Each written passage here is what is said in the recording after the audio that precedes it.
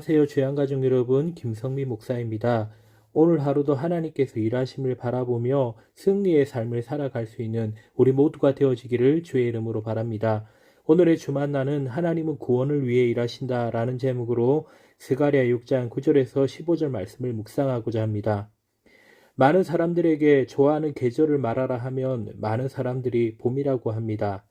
왜 봄이 좋냐고 하면 새싹이 쑥쑥 올라오는 게 좋아서라고 하기도 합니다. 새싹은 새로운 생명을 또 소망을 주는 의미를 가지고 있기도 합니다. 오늘 본문에 이 싹이 등장합니다. 12절 말씀에 싹이라고 이름하는 사람이 자기 곳에서 솟아나서 여호와의 전을 건축할 것이라 합니다. 여호와 하나님의 전을 건축할 예비된 새로운 싹이라 이름하는 사람은 누구이며 우리에게 어떤 소망의 메시지로 다가오는지 오늘 이 시간 살펴보기를 원합니다.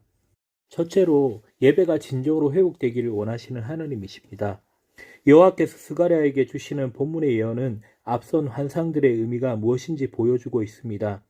하나님은 포로에서 돌아온 이들에게 은과 금을 받아 면류관을 만들어 제사장에게 씌우십니다. 은과 금을 줄 이들의 이름이 구체적으로 제시되고 있습니다. 본문은 하나님이 백성들과의 관계를 통해서 회복하셔서 예배를 다시 세울 것임을 상징적으로 나타냅니다. 이스라엘 백성은 죄 때문에 포로로 잡혀갔지만 하나님이 결국 다시 회복시키십니다. 하나님은 포로 생활에서 돌아온 유다 백성이 예배를 다시 회복하기를 바라셨습니다. 환상에 이어 하나님의 말씀이 주어집니다. 이 말씀은 하나님의 계획이 무엇인지 분명하게 보여줍니다. 여기에는 특정 인물이 이름이 열거되어 있습니다.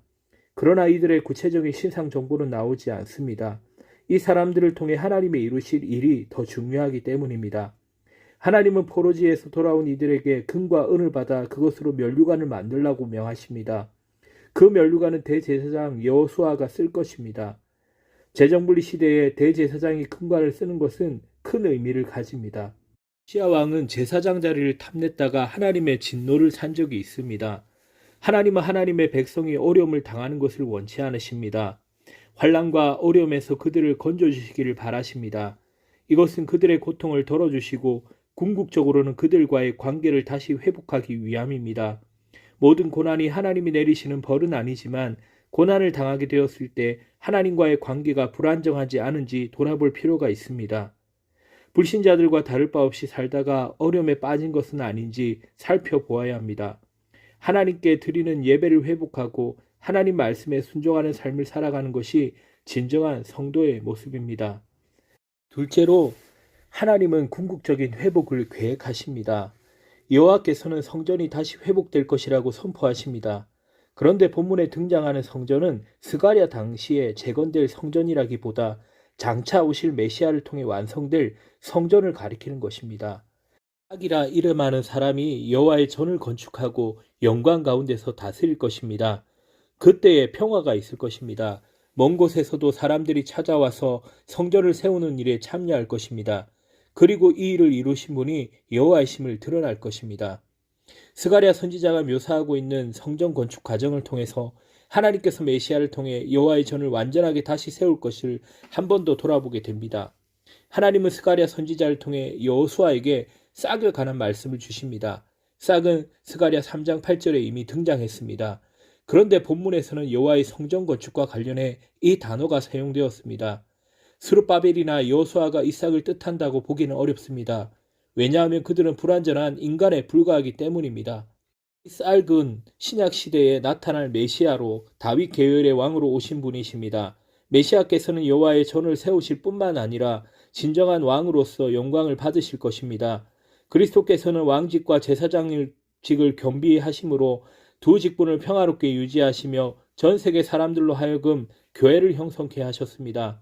사역은 단 한 사람을 구원하고 그의 필요를 채우는 데 그치지 않습니다.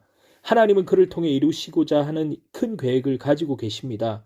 한 성도의 일생은 하나님이 긴 세월에 걸쳐서 이루시려는 뜻 가운데 있음을 기억해야 합니다. 스가랴 시대의 예배와 성전 회복 안에 예수 그리스도를 통한 진정한 회복이 내포되어 있었듯이 우리가 삶에서 경험하는 하나님의 은혜가 종국에 완성될 하나님 나라의 표징이 될 것입니다. 하나님의 구원과 회복의 역사는 지금 이 순간에도 이루어지고 있습니다. 헌신된 주의 종들을 도구 삼아 주의 일들을 행하십니다. 그리고 헌신하는 그 주의 종들을 잊지 않으시며 기억하시며 은혜를 베푸십니다. 하나님께 세우시는 완전한 성전인 새 예루살렘으로 하나님의 나라를 위해 헌신된 주의 일꾼들이 이끄실 것입니다.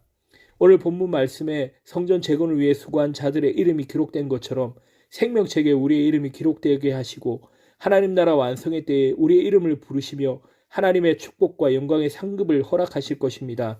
은혜로 갚으시며 구원을 주시는 하나님의 은혜를 오늘도 기대하며 소망하며 승리하시기를 주의 이름으로 바랍니다.